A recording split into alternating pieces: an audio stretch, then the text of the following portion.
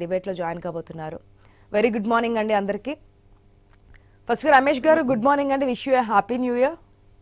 Good morning madam గారు.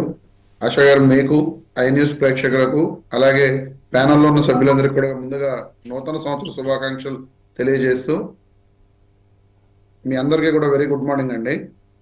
ఈ రోజున పేరు నాని గారి విషయమైనా కొడాల నాని గారి విషయమైనా సరే చంద్రబాబు నాయుడు గారు అసెంబ్లీలో కక్ష సాధింపు చర్యలు చేయవద్దు. మన ఎమ్మెల్యేలందరి మీద కూడా గతంలో వైఎస్ఆర్ కాంగ్రెస్ పార్టీ కక్ష సాధింపు చర్యలు చేసింది. ఎవరెవరి మీద కేసులు ఉన్నాయని చెప్పమంటే వాళ్ళందరూ కూడా చేతులు ఎత్తినట్లుగా మనం చూడటం జరిగింది.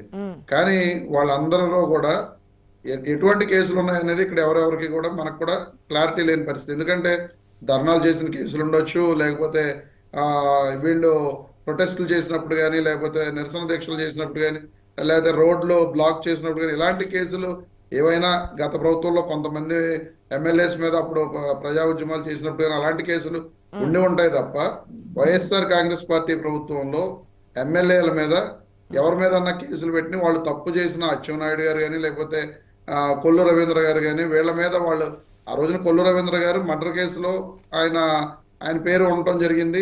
ఆయన మర్డర్ చేశారు అనేది అక్కడ ప్రూవ్ చేయబట్టి, ఎందుకంటే రకరకాల ఎవిడెన్సెస్ కారణంగా ప్రూవ్ చేయబట్టి ఆయన పేరు పెట్టడం జరిగింది తప్ప ఎవరి మీద కూడా కావాలని చెప్పి ఆ రోజున వైఎస్ఆర్ కాంగ్రెస్ పార్టీ ప్రభుత్వం కేసులు పెట్టిన దాఖలాలు లేవు. ఆ రోజున అచ్చెన్నాయుడు గారైనా, కొల్లు రవీంద్ర గారైనా, మరొకరైనా, ఎవరి మీద, చంద్రబాబు నాయుడు గారైనా, ఆఖరికి చంద్రబాబు నాయుడు గారి మీద అయినా సరే ఆ రోజున జరిగిన సంఘటనలలో వాళ్ళ స్కిల్ స్కామ్ కేసులో కూడా చంద్రబాబు నాయుడు గారి పాత్ర ఉంది అని చెప్పి ఎవిడెన్సెస్ ప్రకారం ముందుకు వెళ్లి కేసులు పెట్టడం జరిగింది తప్ప ముందుకెళ్ళామంటారు. చంద్రబాబు నాయుడు అరెస్ట్ చేసినప్పుడు కూడా ఎవరి మీద అయినా సరే ఎవిడెన్స్ లేకుండా ఆశా గారు ప్రైమా ఫేసీ లేకుండా కోర్టు వాళ్ళకి రిమాండ్ ఇవ్వడం జరగదు. ఎందుకంటే ఖచ్చితంగా కోర్టు ఆ ప్రైమా ఫేసీ ఉందా లేదా అనేది ముందుగా చూస్తుంది. ఖచ్చితంగా ఆ కోర్టు ఆ ప్రైమా ఫేసీ చూసిన తర్వాతే వారి మీద రిమాండ్ కి ఆదేశాలు ఇవ్వడం జరుగుతుంది.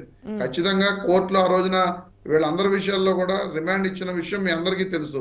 ఆ రకంగా ప్రైమా ఫేసీ ఉండబట్టే వాళ్ళని ఆ రోజు అరెస్ట్ చేయడం జరిగింది.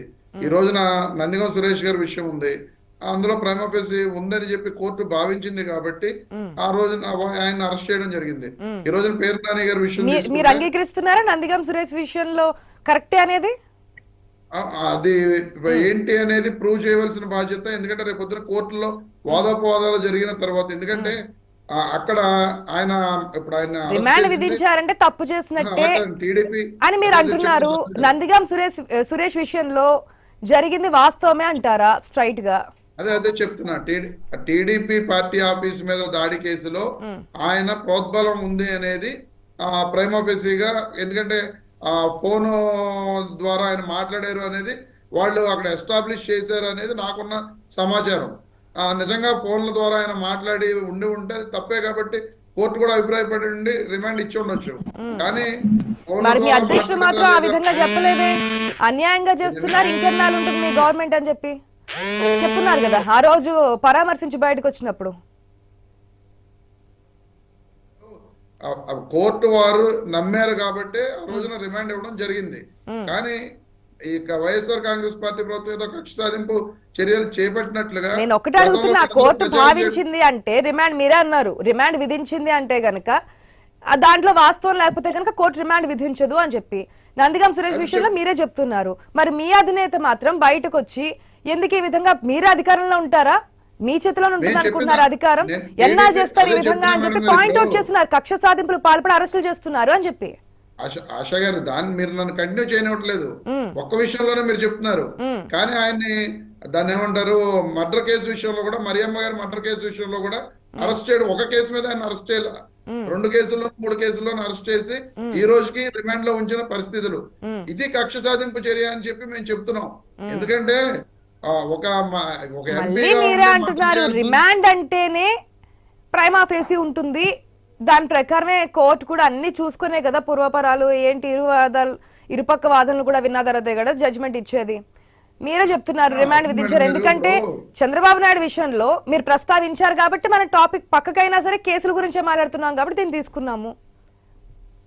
ఇప్పుడు ఆ రోజున స్కిల్ స్కామ్ కేసులో చంద్రబాబు నాయుడు గారి విషయంలో ఎవిడెన్సెస్ క్లియర్ గా చూపించబట్టే ఆయనకు రిమాండ్ ఇవ్వడం జరిగింది. ఎవిడెన్సెస్ చూపించకపోతే చంద్రబాబు నాయుడు గారికి రిమాండ్ ఇవ్వడం జరగదు. ఖచ్చితంగా ఆయన ఆ రోజునే బెయిల్ ఇచ్చి బయటికి పంపించాల్సిన పరిస్థితులు ఉండేవి. ఆ రోజున అలా పంపించలేదు కాబట్టి రిమాండ్ ఇవ్వడం జరిగింది. ఇప్పుడు పేరు నాని గారి విషయం ఉంది, మనం ఈ కేసు గురించి మీరు పెట్టారు కాబట్టి పేరు నాని గారి విషయంలో A1 గా ఉన్న జయసుధ గారికి బెయిల్ ఇచ్చింది కోర్టు. ఇప్పుడు నిజంగా అక్కడ ఆవిడ తప్పు అనేది ఎంతో కొంత ఉండి ఉంటే లేదు, మిగతా కేసుల్లో కొన్ని కేసుల్లో బెయిల్ కొంతమందికి ఇవ్వాల, సోషల్ మీడియా కేసెస్ లో కానీ వాటిలో కానీ బెయిల్ ఇవ్వాల. ఎందుకంటే కోర్టు కొంత తప్పు ఉంటుంది అని చెప్పి అభిప్రాయపడి, అంటే అది పూర్తిగా తప్పు జరిగిందా లేదా అనేది ఆ తర్వాత కోర్టులో వాదనలు జరిగిన తర్వాత ఎస్టాబ్లిష్ అవుతుంది తప్ప ముందుగా కోర్టు తప్పు జరిగి ఉంటది అని భావించబట్టి రిమాండ్ ఇస్తుంది. అలాగే ఈ కేసులో కూడా A1 గా ఉన్న జయసుధ గారికి బెయిల్ ఇవ్వడం జరిగింది. బెయిల్ ఇచ్చారు, కానీ ఆవిడకి బెయిల్ వచ్చింది కాబట్టి నాని గారిని A6 గా చూపించి అరెస్ట్ చేయాలని చెప్పి నిన్న ప్రయత్నాలు చేయడంతో నాని గారు లంచ్ మోషన్ పిటిషన్ దాఖలు చేశారు. దాని మీద కూడా 6వ తారీఖు వరకు చర్యలు తీసుకోవద్దని చెప్పి హైకోర్టు చెప్పడం జరిగింది. 6వ తారీఖున కోర్టు ఏం చెప్తుందని చెప్పి మనం వేచి చూడాల్సిన పరిస్థితి. కోర్టు చెప్పిన తర్వాత దాన్ని బట్టి మనం మాట్లాడితే బాగుంటుంది అనేది నా ఉద్దేశం.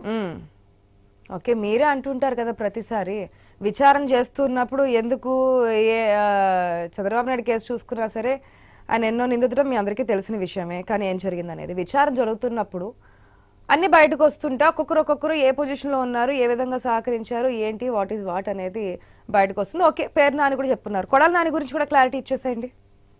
కొడాలి నాని గారి విషయంలో ఇప్పుడు ఆ కేసు అనేది ఏదో పెట్రోల్ దాడి కేసు అని చెప్పి చెప్పడం జరుగుతుంది.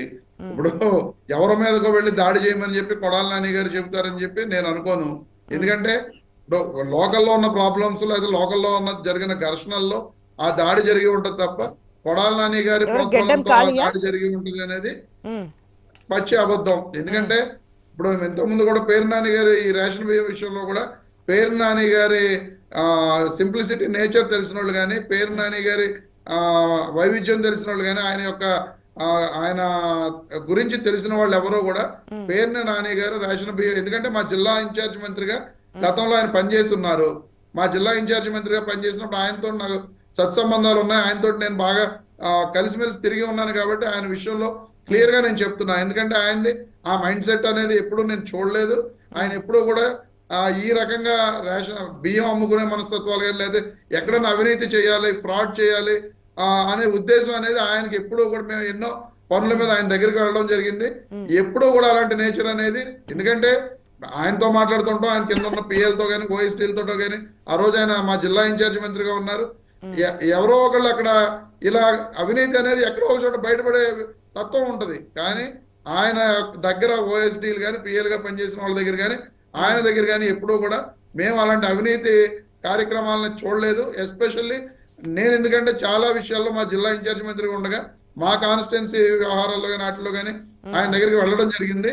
ఎప్పుడూ కూడా పేరు నాని గారు అవినీతి పరంగా నేనైతే ఎప్పుడు చూడలేదు.